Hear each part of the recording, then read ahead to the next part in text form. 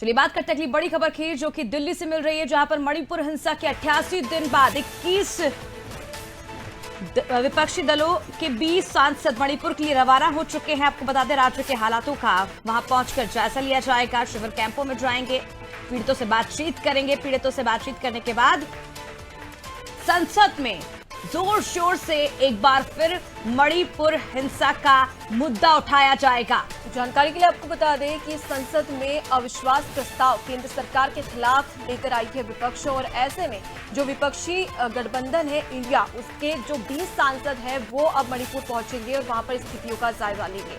ज्यादा जानकारी के लिए पॉलिटिकल एडिटर मनोज वर्मा जी हमारे साथ में लगातार जुड़े हुए, उनका रुख कर लेते हैं। मनोज जी, पिछली बार अगर देखा जाए तो मणिपुर में जिस प्रकार से हिंसक घटनाएं हुई थी, उसको लेकर राहुल गांधी ने भी मणिपुर का दौरा किया था, लेकिन इस दौरान पुलिस प्रशासन की टीम लगातार उन्हें रोकते हुए नजर आई थी।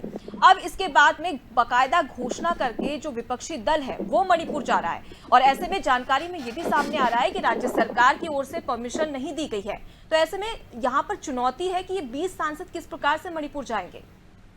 ये देखिए, पहले जो आपने जिक्र किया राहुल गांधी का, जब वो पहुंचे थे तो मणिपुर हिंसा की आग में जल रहा था। ऐसे में राहुल गांधी सड़क मार्ग से पीड़ितों के बीच जाना चाह रहे थे, जो कि सुरक्षा की दृष्टि से लिहाजा उचित नहीं ठहराया जा सकता था।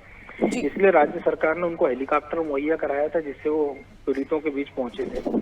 उसके बाद से संसद में लगातार इसको लेकर हंगामा चल रहा है। लगभग 3 महीने से मणिपुर में कुकी और मैतेई दोनों बड़ी जातियों के बीच संघर्ष चल रहा है। वो लगभग 200 के आसपास लोगों की जान जा चुकी है।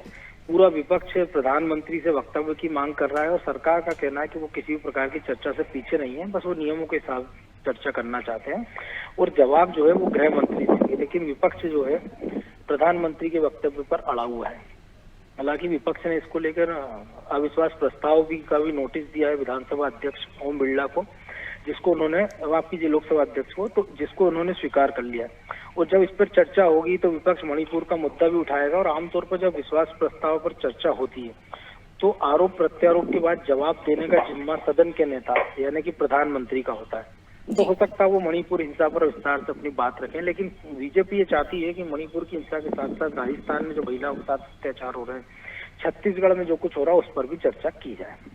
इसी बीच विपक्षी दलों ने अपनी ताकत बताने के लिए 20 सांसदों का एक दल वहां भेजने का प्रस्ताव रखा है। लेकिन चूंकि जिस प्रकार की वहाँ अभी परिस्थितियां हैं, ऐसे में अगर कोई भी अपनी घटना का अंदेशा वहाँ सरकार को है, यही कारण है कि इन 20 सांसदों को अनुमति नहीं दी गई है। अभी 20 सांसद क्या वहाँ पहुँचते हैं मणिपुर, और कितनी देर उनको आगे दिया जा सकता है, क्या कोई विरोध प्रदर्शन अगर वो करते हैं, या उनकी कोई गिरफ्तारी करके उनको वापस भेज दिया जा सकता है, या उनको नजरबंद किया जा सकता है, ये मौजूदा परिस्थिति के हिसाब से राज्य सरकार अपने हिसाब से उसका आकलन करके करेगी।